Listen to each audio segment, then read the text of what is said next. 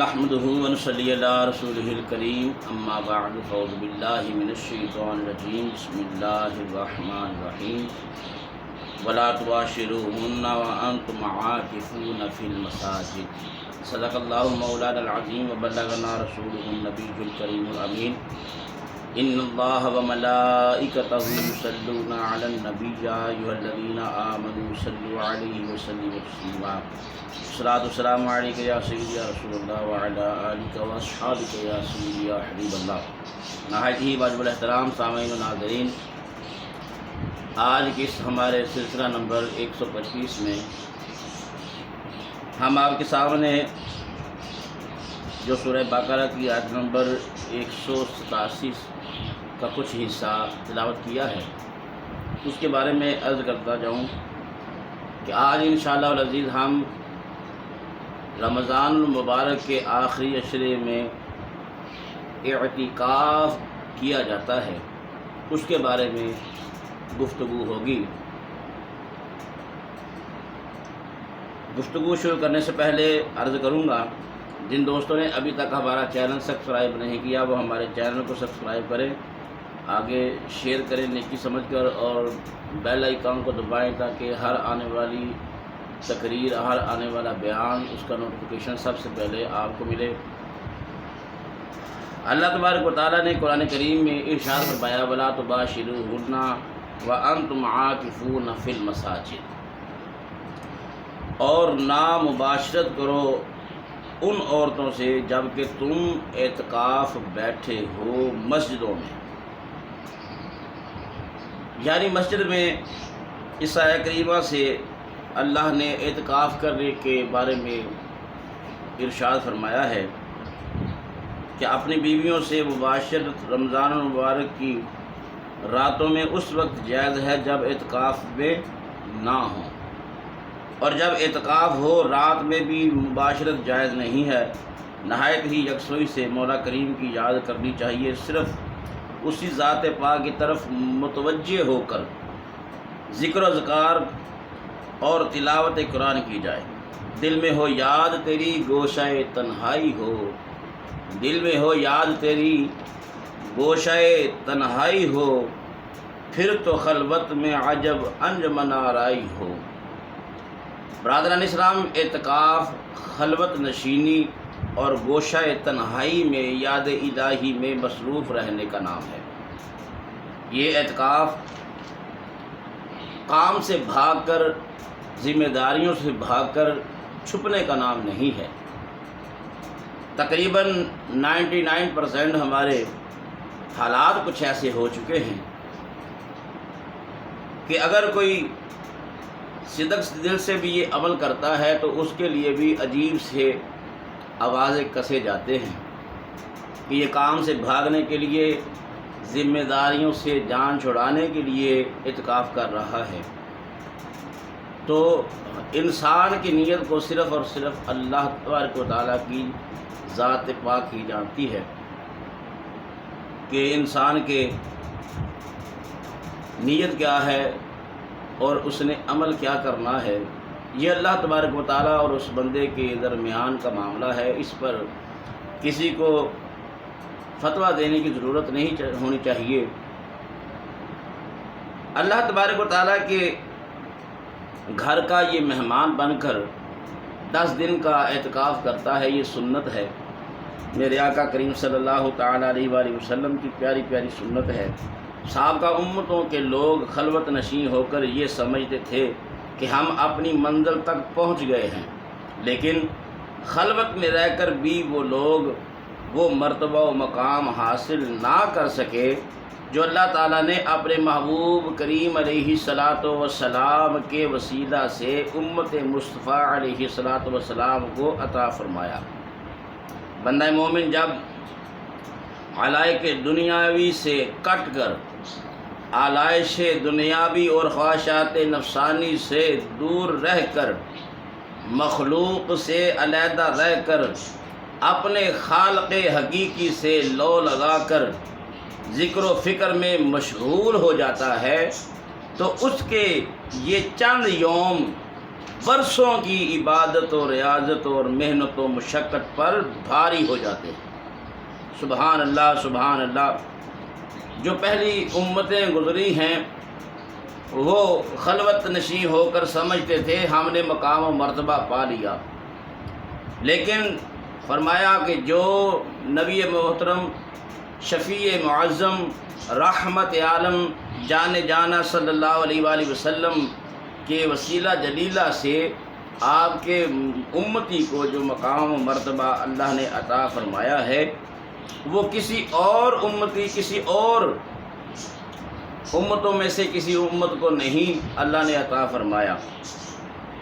پھر دل کی بنجر اور ویران دنیا معرفت سے آباد ہو جاتی ہے جب یہ مہمان خدا بنتے ہیں۔ جب یہ مہمان خدا بنتے ہیں تو پھر ان کے دل جو ہیں ویران دل معرفت سے آباد ہو جاتے ہیں۔ خوف خدا کی ہریالی، سجدوں کی بہار، ذکر کے گلدستے اس کے دل پر سجنے لگتے ہیں۔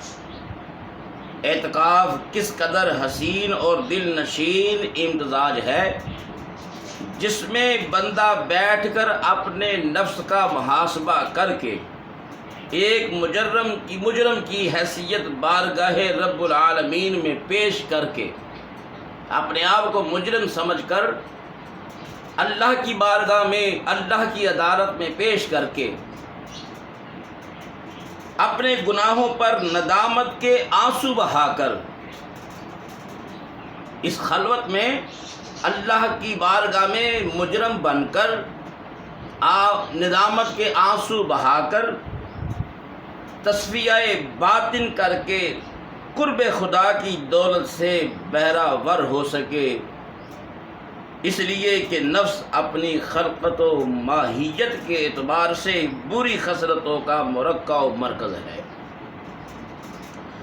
حرص و ہوا، تکبر و غرور، حسد و کینہ، عیاری و مکاری، یہ سب نفس کی بری خصلتیں ہیں۔ نفس سخی کو سخاوت کا گھمنڈ اور اچھا گمان دلا کر ہلاک کر دیتا ہے۔ نفس مجاہد کو خود پسندی کا فریب دلا کر ہلاک کر دیتا ہے۔ نفس عالم کو علم کے گھمنڈ میں مبتلا کر کے ہلاک کر دیتا ہے۔ نفس پیران عظام کو خود فریبی پر اکسا کر ہلاک کر دیتا ہے۔ نفس عابدوں کو دوسروں کو حقیر سمجھنے اور خود کو برتری کے جال میں پھنسا کر ہلاک کر دیتا ہے۔ نفس تکبر و غرور کا پتلا ہے۔ نفس عیار و مکار ہے۔ نفس عیار و مکار ہے۔ نفس شیطانی خواہشات کو پورا کرتا ہے۔ نفس ظالم ہے جن کی وجہ سے انسانی ظلمت میں پھر جب مسلمان چند روز تنہائی میں رہ کر خدا تعالیٰ کو یاد کرتا ہے تو کثرت مجاہدہ سے نفس کمزور ہو جاتا ہے۔ گریہ و زاری سے نفسانی علائشیں دھل جاتی ہیں۔ سجدہ ریزی سے گناہ معاف ہو جاتے ہیں۔ پھر اس خلوت اعتکاف میں محبوب کی جلوت نصیب ہو جاتی ہے اور انسان اس آیہ کریمہ کا مصداق ہو جاتا ہے۔ رجال اللہ تلہیہم تجارت ولا بیع عن ذکر اللہ۔ اللہ تعالیٰ کے ایسے بندے بھی ہیں کہ انہیں تجارت اور خرید و فروخت اللہ تعالیٰ کے ذکر سے غافل نہیں کر سکتی۔ دوستان محترم، وہ بندہ جب اعتکاف پہ بیٹھ کر اپنے آپ کو مجرم ٹھہرا کر اپنی نفسانی خواہشات کو مار کر اللہ کی بارگاہ میں پیش ہو جاتا ہے اور شیطان سے مقابلہ کرتا ہے تو فرمایا کہ وہ انسان اس آیہ کریمہ کا مصداق بن جاتا ہے کہ اللہ کے ایسے بندے بھی ہیں کہ انہیں تجارت اور خرید و فروخت اللہ تعالیٰ کے ذکر سے غافل نہیں کر سکتی۔ اللہ تعالیٰ کے ایسے بندے قرب الہی کی دولت سے سرشار ہو جاتے ہیں۔ یا رب تیری رحمت کا ملا جس کو سہارا، یا رب تیری رحمت کا ملا جس کو سہارا چمکا ہے ضرور اس کے مقدر کا ستارہ۔ ارشاد خداوندی ہے وَلَا تُبَاشِرُوهُنَّ وَأَنْتُمْ عَاكِفُونَ فِي الْمَسَاجِدِ، اور عورتوں کو ہاتھ تک نہ لگاؤ جب تم مسجدوں میں اعتکاف سے ہو۔ عبادت کی نیت سے اللہ تعالیٰ کے لیے مسجد میں گنتی کے دن ٹھہرنے کا انعام اعتکاف ہے، اور اعتکاف کی 3 قسمیں ہیں۔ اس بات پر ذرا غور کیجئے گا، اس کی 3 قسمیں ہیں۔ پہلی اعتکاف واجب، اگر کوئی شخص منت مانے کہ اگر یہ میرا کام ہو جائے تو میں اتنے دنوں کا اعتکاف کروں گا، جب وہ کام ہو جائے تو اتنے دن اعتکاف کرنا واجب ہے، یعنی وہ منت مان لیتا ہے کہ اگر یہ میرا کام ہو جائے تو میں اللہ کی رضا کے لیے، اللہ کی خوشنودی کے لیے، اللہ کو خوش کرنے کے لیے اتنے دن کے لیے اعتکاف کروں گا۔ اگر وہ کام ہو جاتا ہے تو پھر وہ اعتکاف کرنا اس پر واجب ہو جاتا ہے۔ دوستان محترم، دوسرا اعتکاف سنت موقدہ، رمضان المبارک کے آخری عشرے کا اعتکاف سنت موقدہ ہے۔ 20 رمضان المبارک کو غروب آفتاب سے پہلے مسجد میں داخل ہو جائے اور 29 کو اگر عید کا چاند نظر آنے پر یا 30 روزے مکمل کرنے کے بعد مسجد سے نکلے، یہ اعتکاف سنت موقدہ کفایہ ہے، یعنی اگر ایک آدمی بھی اعتکاف کر لے تو سب اہل محلہ اعتکاف سے بری ہو گئے، اور اگر کوئی بھی اعتکاف نہ کرے تو سب گناہ گار ہوں گے۔ اس اعتکاف میں روزہ شرط ہے۔ اچھا جی، تیسرا اعتکاف، 2 اعتکاف میں قسمیں، 2 اعتکاف کی قسمیں میں عرض کر چکا، اور اب تیسری قسم کیا ہے؟ اعتکاف مستحب۔ وہ یہ ہے کہ اعتکاف کی نیت سے مسجد میں داخل ہو، جب تک مسجد میں رہے گا اعتکاف کا ثواب پائے گا۔ بھول جاؤ گے غم زمانے کے، بھول جاؤ گے غم زمانے کے، یاد میں اس کی محو ہو جاؤ۔ سبحان اللہ۔ اعتکاف کی خصوصیت کیا ہے؟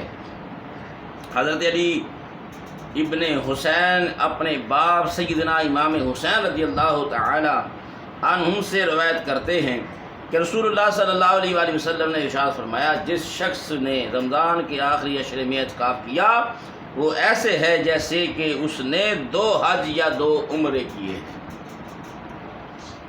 تو حضرت ابن عباس رضی اللہ تعالیٰ عنہما سے روایت ہے، ایک اور حدیث مبارکہ ہے، اس کو سماعت فرمائیے۔ حضور علیہ السلام نے ارشاد فرمایا کہ معتکف یعنی اعتکاف کرنے والا معتکف گناہوں سے محفوظ رہتا ہے، اور اس کے لیے نیکیاں لکھی جاتی ہیں کہ جتنی تمام نیکیاں کرنے والے کے لیے۔